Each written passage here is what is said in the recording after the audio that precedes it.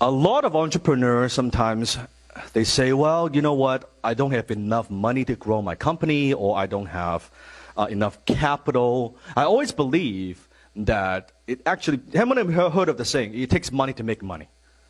And sometimes it does, sometimes it doesn't. But from my experience, because when I first started my own business, I had no money. I didn't have capital to grow my own business. So I thought, well, is that true? At first, I believe it was true, but later on in my career, I learned that actually it's not true, because I believe that if you cannot make money without money, you probably cannot make money with money. Write that down. If you cannot make money without money, you probably cannot make money with money. Because when you have no money, how many of you ever had this experience? When you were getting started, you had, maybe bootstrapping and you had not enough capital, but somehow you come up with an idea, you come up with the strategies, you make things work. And that happened and you got some sales. How many had that experience? Yeah, because it forces you to be what? To be think out of this box, right? Creative. So, repeat after me. I don't need money. I need a better strategy. Again, I don't need money.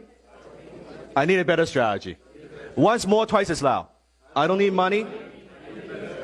Let me tell a story. There was this flower shop owner.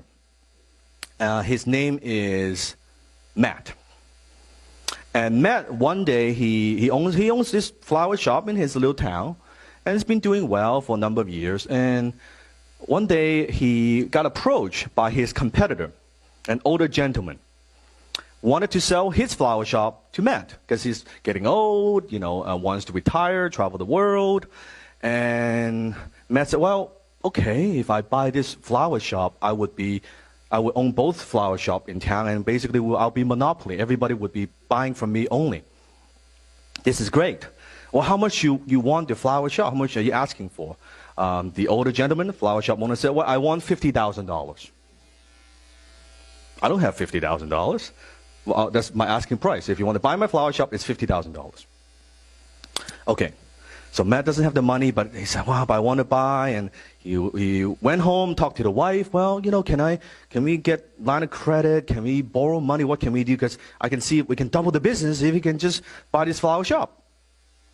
Couldn't come with a solution. The wife thought it was crazy. And Matt was like, what should I do? I thought about it. Then he called up a brilliant entrepreneur, businessman. Let's call him Dan. He called up Dan. Now, I'm not saying it's me. I just called up this brilliant businessman. He said, well, Dan, can you loan me $50,000? And Dan was like, well, why do you need the $50,000 for? There's this flower shop in my town that I know if I can buy it, I know it's a great location. We will corner the market and I can double my business and it would be great. I know it would be great, but it costs $50,000. I talked to my wife. She doesn't want me to do it, and we can't actually mortgage the home, anything like that. I think it's a great decision. Now, Matt doesn't have the money because what? He doesn't need the money. He needs a what? Okay, so the brilliant businessman said, well, Matt, you don't need money. You need a better strategy. Matt was like, well, what do you mean by that? Ask yourself this question, and you can write this down. Who would benefit from this purchase? Who would benefit from you actually purchasing this store? Who would benefit from this? How do you add value? How do you add value? How do you add what? Value. So let me ask you a question. If Matt was going to buy this store, who's going to benefit? Yell the answer.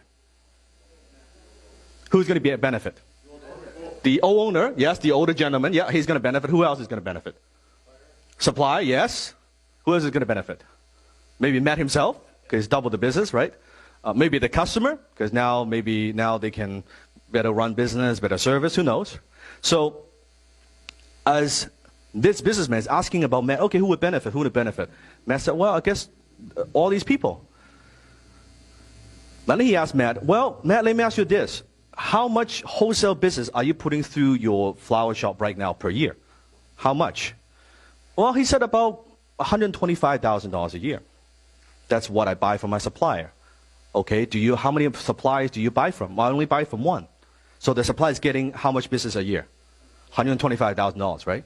Okay, so Matt, you don't need money, you need what I want you to do is I want you to talk to your supplier. I want you to go to your supplier and you would ask them this, and this is how you would do the pitch. Mr. Supplier, we've been doing business for the last 10 years. I've always been a very good customer. You supply to me your flowers. I love them. Our customers love them. I give you about, $125,000, give or take, business a year. Here's now an opportunity. Here's what I want to do. I don't want to just give you $125,000 a year business. I want to give you $250,000 a year in business. But in return, what I want to do is I want to sell you the exclusive rights to provide for my flower shop for the next 5 years. And in return, all I'm asking is $25,000 from you. And I'll give you $250,000 a year worth of business. What do you think? Now, what does the supplier say? Like, no brainer, right? $225 grand, $250,000 a year business. No brainer. Great. Got the 25 grand now, right? Goes back to the older gentleman, the old flower shop owner, and said, well, you were thinking of selling a shop, and I want to buy it, and you were asking how much? $50,000. I've been thinking about it. Instead of giving $50,000, the older guys think, that guy's going to grind me now. He's going to negotiate. I don't want to give you $50,000. I want to give you $60,000. What? Yes, I don't want to give you $50,000. I want to give you $60,000. But why is that? Well, what I need is, you see, I've got $25,000 here. I give you $25,000 right now. The rest, can we work out some sort of installment plan?